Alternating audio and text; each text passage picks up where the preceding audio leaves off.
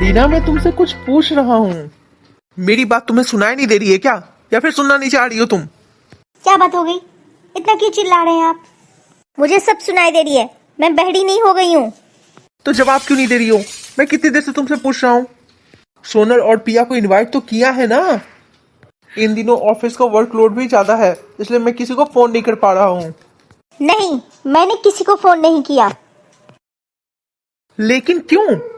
क्योंकि मैं नहीं चाहती कि इस साल गुड्डी के जन्मदिन पे वो लोग आए जो मुझे बिल्कुल भी पसंद नहीं। ये कैसी बच्चों जैसी बातें कर रही हो? अरे गुड्डी के बर्थडे पे उसकी बुआ नहीं आएगी, ये कैसे हो सकता है? हर बार तो गुड्डी का जन्मदिन सिंपल ही रहता था, इसी बार तो हम लोगों ने धूमधाम से मनाने की सोची है।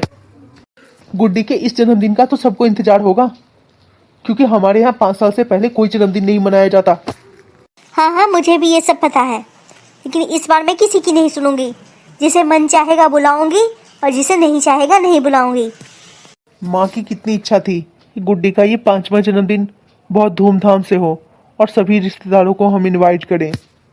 और ऐसे में तुम सोनल और प्रिया को ही नहीं बुलाओगी तो लोग क्या कहेंगे? मम्मी नहीं रही तो हमने घर की बेटियों को ही नहीं बुलाया। इसे जो सोचना है सोचने दो, मुझे अब कोई फर्क नहीं पड़ता।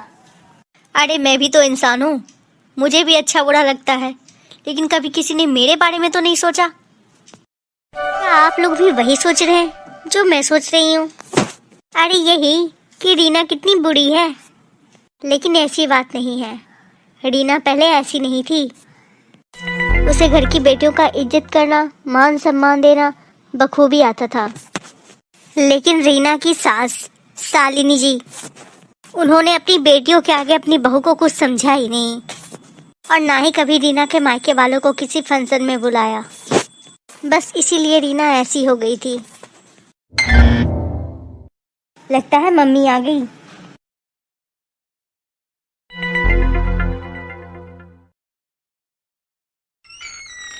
मम्मी, भाभी, आप दोनों आ गए? और हमारी गुड्डी कहाँ है? बस मम्मी, और क्या, कार्टून देख रही होगी बैठकर। चलिए आप लोग अंदर चलिए। रीना ये ले, ये कुछ तोहफे गुड्डी के लिए लाई हूँ। और ये आप लोगों के लिए। भाभी, इन सब चीजों की क्या जरूरत थी? गुड्डी के लिए ले आए, इतना काफी था। जी कैसी बातें कर रही हो आप रीना? हम लोग पहली बार आपके ससुराल आए हैं और वैसे ही खाली हाथ आ जाते, और वो भी हमारी लाडली गुड्डी के बर्थडे पे आए हैं, तो तोहफा तो बनता है। ज्यादा खुश नहीं, बस कपड़े कपड़े हैं। ठीक है भाभी, दीजिए। पापा और भैया नहीं आए? तुझे तो पता ही है ना बेटा कि त्योहारों के समय दुकानों पे कितनी भीड़ होती है, इसलिए पापा और भैया नहीं आ पाए। लेकिन तेरे पापा ने वादा किया है तो दूसरे किसी दिन गुड्डी से मिलने जरूर आएंगे। ठीक है मम्मी, आप लोग बैठिए ना, थक गए होंगे। मैं अभी चाय बना कर लाती हूँ। रीना, प्रिया और सोनल कहीं दिखाई नहीं दे रही, नहीं आई है क्या?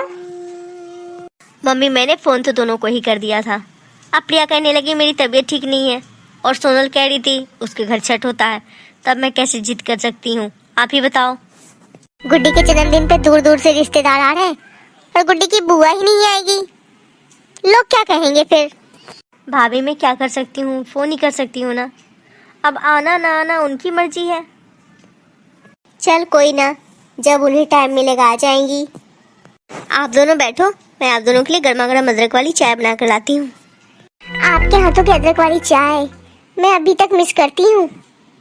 और बर्थडे गर्ल कहाँ है हमारी? जरा बुलाइए तो उन्हें। हेलो हेलो, हाँ प्रिया, मैं बोल रही हूँ, अंजलि की मम्मी। प्रणाम चाची जी, कैसी हैं आप? मैं ठीक हूँ, तू बता, तेरी तबीयत ठीक नहीं है क्या? हाँ, मेरी तबीयत तो बिल्कुल ठीक है। मेरी तबीयत को क्या हुआ? लेकिन आप ऐसा क्यों पूछ रही हैं? दरअसल तेरी भाभी मिली थी, वो बता रही थी कि प्रिया की तबीयत ठीक नहीं है। नहीं, ऐसी तो कोई बात नहीं है। तो तू आई क्यों नहीं गुड्डी के जन्मदिन पे? गुड्डी के जन्मदिन पे? हाँ, अरे आज सुबह ही तो तेरी भाभी के मायके से आए हैं सब। लेकिन भाभी ने मुझे तो कुछ नहीं कहा। शायद सोनल को कुछ पता हो। नहीं चाची जी, अगर सोनल को भाभी फोन करती तो सोनल मुझे जरूर बताती। इस बार गुड्डी का 5वां जन्मदिन है ना, तो बहुत धूमधाम से तैयारी चल रही है। हाँ, गुड्डी का 5वां जन्मदिन तो है ही, और मैं तो भाभी को फोन भी की थी परसों, पर भाभी कह रही थी इस साल बर्थडे नहीं मनाएंगे गुड्डी का। पता नहीं तेरी भाभी ने क्यों कहा कि जन्मदिन नहीं मना रही है, बाकी तो यहाँ पूरी तैयारी हो रही है। क्या पता चाची जी, पता नहीं भाभी क्यों नहीं मुझसे बोली। एक बार तो सोनल से बात करके देख, शायद सोनल को कुछ पता हो। ठीक है चाची जी, मैं आपसे बाद में बात करती हूँ। हाँ ठीक है रख। भाभी ने ऐसा क्यों बोला? क्यों गुड्डी का जन्मदिन नहीं मना रही है? मेरे से क्यों ये बात छुपाई भाभी ने? पता नहीं क्या हो गया है आजकल। मुझे लगता है कि भाभी हमें बुलाना ही नहीं चाहती। मम्मी क्या चली गई, अब तो भैया भाभी ने हमसे रिश्ता ही तोड़ दिया। बहू को क्या हो गया? रो क्यों रही है बहू? बहू क्या हो गया, तू रो क्यों रही है? मम्मी जी, आज गुड्डी का जन्मदिन है और भैया भाभी ने हमें बताया तक नहीं। लेकिन क्यों बहू? पता नहीं मम्मी जी, भाभी हमसे नाराज क्यों रहने लगी है। जब तक मम्मी थी तब तक तो भाभी हमसे ठीक से बात करती थी, अब पता नहीं ठीक से बात भी नहीं करती। बहू मेरी मान, तो तुझे जाने की जरूरत नहीं है जन्मदिन में। अरे जब तुझे बुलाया ही नहीं तो तू क्यों जाएगी? मम्मी जी, चाहती तो मैं भी हूँ कि भूल जाऊँ अपना मायका, लेकिन चाहकर भी मैं भूल नहीं पाती मम्मी जी।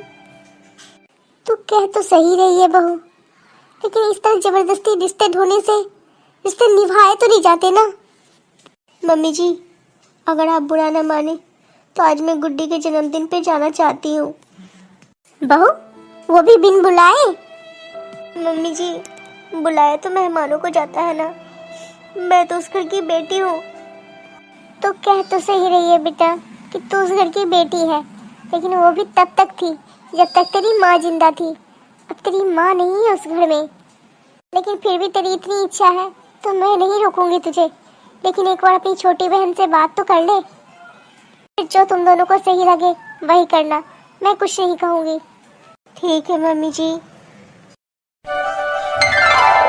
वाह रीना, डेकोरेशन तो बहुत अच्छी हुई है बर्थडे की। ये नानी जी मेरा बर्थडे है, देखो ना कितना अच्छा सजाया है पापा ने। गुड्डी तुम खुश तो हो ना? नानी जी, अगर बुआ आ जाती तो कितना अच्छा होता ना। सरप्राइज!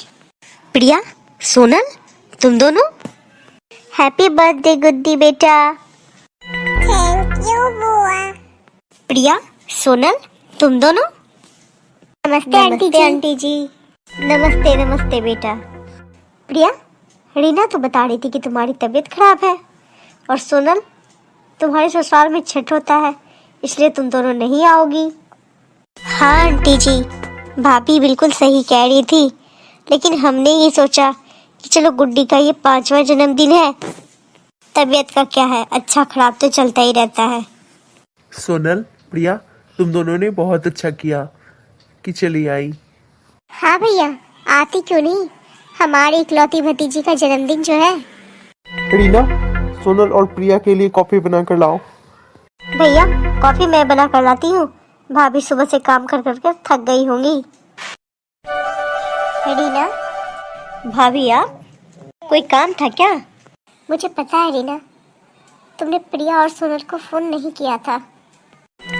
देखो रीना, वैसे तो तुम बहुत समझदार हो, लेकिन कुछ बातें तुम्हें समझनी पड़ेगी। अभी हो तो आपकी कुछ रिस्पॉन्सिबिलिटी भी है रीना। आज सोनल और प्रिया ने बातों को संभाल लिया, वरना क्या इज्जत रह जाती तुम्हारी मेहमानों के सामने। मैं भी तो तुम्हारी भाभी हूँ, अगर मैं तुम्हारे साथ इस तरह बिहेव करूँ तो तुम्हें कैसा लगेगा बताओ? मैं समझ गई भाभी, आप मुझे क्या समझाना चाह रही हो। प्रिया, सोनल, भाभी आप तुम दोनों मुझे माफ़ कर दो प्लीज़, अब कभी ऐसी गलती नहीं करूँगी मैं। भाभी प्लीज़ आप दुखी मत हो, मुझे पता है आप बहुत अच्छी हो, लेकिन मम्मी द्वारा किए गए बर्ताव के कारण आप इतनी दुखी हो गई हो। हाँ भाभी, आप किसी बात को लेकर दिल पर बोझ मत रखो। मैं भी आप लोगों से एक वादा करती हूँ, आपका मायका मम्मी जी के बाद भी है और हमेशा रहेगा। भाभी, आपने तो खुद से कर दिया। थैंक यू भाभी, हमें हमारा मायका लौटाने के लिए। आपको हमारी कहानी कैसी लगती है? जैसी भी लगती हो आप प्लीज़ कमेंट में ज़रूर बताइए। पिछली कहानी में जिन्होंने भी कमेंट किया था ना, उनको दिल से बहुत बहुत धन्यवाद। आपको जिस भी तरह की कहानी पसंद हो वो भी बताइए, हम उसी तरह की बनाने की कोशिश करेंगे। और इस कहानी से जुड़े सवाल है कि जन्मदिन किसका है? प्लीज़ दोस्तों, 5000 सब्सक्राइबर्स के टारगेट है, उन्हें पूरा करने में हेल्प कीजिए। Thank you.